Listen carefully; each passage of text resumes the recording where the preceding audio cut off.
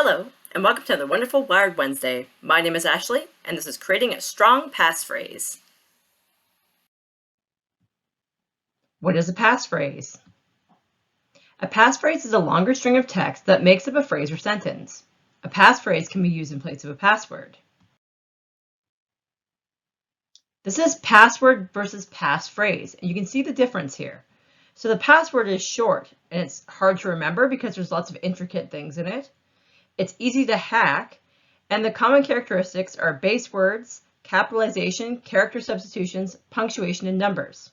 Whereas a passphrase, it's easy to remember because they're words that you've picked out. It's hard to hack because of the length of it as well. And the common characteristics are random, common words up to 100 characters in length.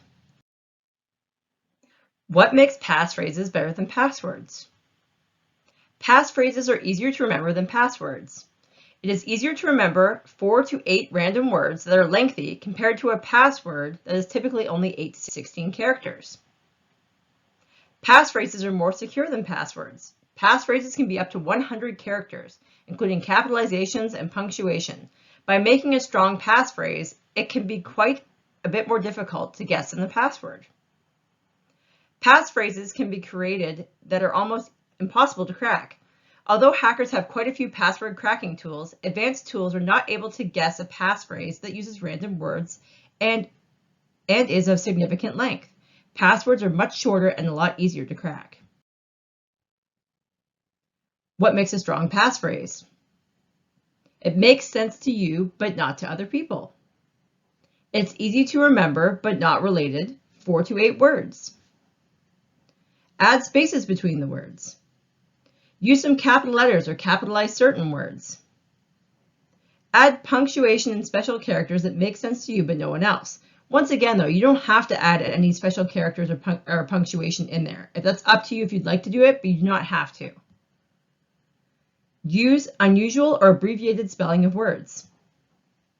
Make some letters into numbers. Once again, not something you have to do, but you can. Some examples of passphrase. So these are just ones that I made up. So you can see here, I did lib, which is a short form for library. I did mountain, which is a short form for mountain. Lamp, extravaganza, I added a capital A to the end of that, and then 9-5. Sometimes for passwords, they want you to actually have numbers and letters and symbols. So if you have to do that for that particular passphrase, then you need to just add those things in. Dog, truck, and barrel of fence. I made sure everything was capitalized, each word's capitalized, and then there's spaces in there as well. So keep in mind that these spaces actually look like little stars when you're typing it in as well. So you're going through and you can type it, but a lot of the places they do have like the eye that you can click on to see if you're actually typing in the right thing and that kind of thing. So you can definitely do that as well. Coffee, tree, stash, roof, 74. Corvette, pumpkin, red thumb. So these are things that I've just looked around my house or looked outside or that I saw today, and I just kind of brought them together. So they mean something to me, but they don't mean anything to anybody else. Nobody else would know what any of this stuff even remotely means to somebody. But I use the same password for everything. I hear this on a daily basis.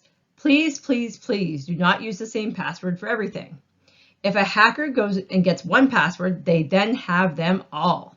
There are ways of storing passphrases so they're easy to find, such as LastPass or a book of passwords that you write down, and you store it in a safe place. Do not store your book of passwords next to your computer. Store it in a safe place. Have a great day.